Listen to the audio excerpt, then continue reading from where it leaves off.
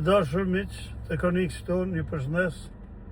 Përdita, një mbasdite të lumtur e kalofshi. Çdo gjë më e bukur e ardh tek ju, e ndihmoft e ju hap rrugë të fatit e tjetës. Desha të bisedojmë sot për gjendjen e Shqipërisë.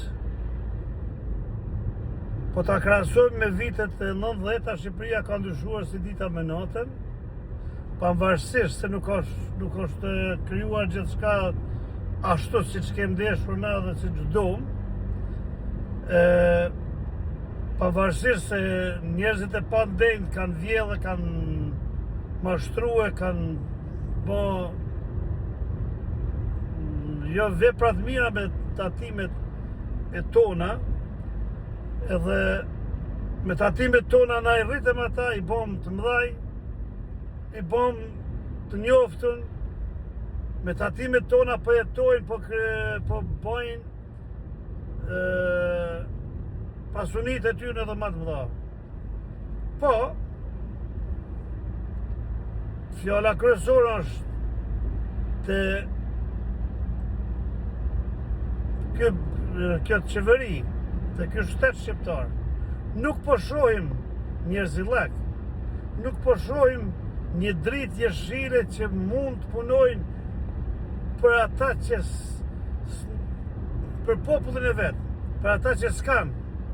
Se më vjen turp të them sot në vitet 2030 bojna gati të them për ata që s'kan, të them që populli më është përsëri i varfër.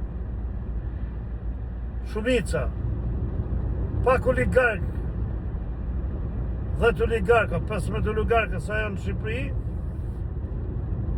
po morin pasuritë e tyre. Ata po i morin me ndihmën e shtetit. Nuk është problemi të futet të bojnë 3-4 persona të mëdhaj të japin para atyre, ata të na syndojnë gjithë jetën e të mojnë të gjitha me anë të kontrollit para së tyre, të kontrollohet gjithçka tek ne. Ajo nuk është njerëzore. Prandaj qeveria shqiptare, populli bashkë me qeverinë duhet të konsultohet.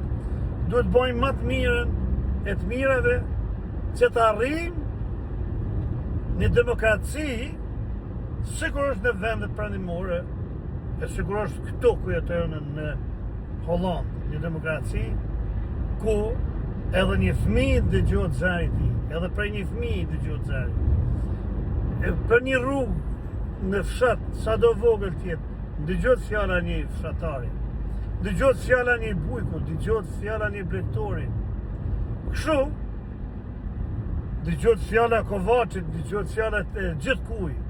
Pra, për këta, kam dëshirë që secili nga një dritë në dorë, ta ndihmojmë demokracinë në Shqipëri, ta ndihmojmë vendin tonë, ta çojmë pres ligjet më të larta vendin tonë, e mos të jesim gjithmonë duke thënë skemi, duke thënë korrupsioni vjedhja, e nia këto. Pra, ta mbyllim, i thonë me diram si e gibëll, vazhdo rrugën, liro krahun, lej rinin, lej të rritë shqiptarë që janë të kulturuar, që kanë kryer shkollat, anë kanë bocë të drejtojnë. Ku është rinia është të përparuma, ku është rinia është jeta, ku është rinia është e ardhmja. Prandaj, i lutem të liroj vendin e vetë, e të vazhdojmë jetën e lumtur, e të rregullt, deri në formimin e një shteti demokratik e jo korruptor.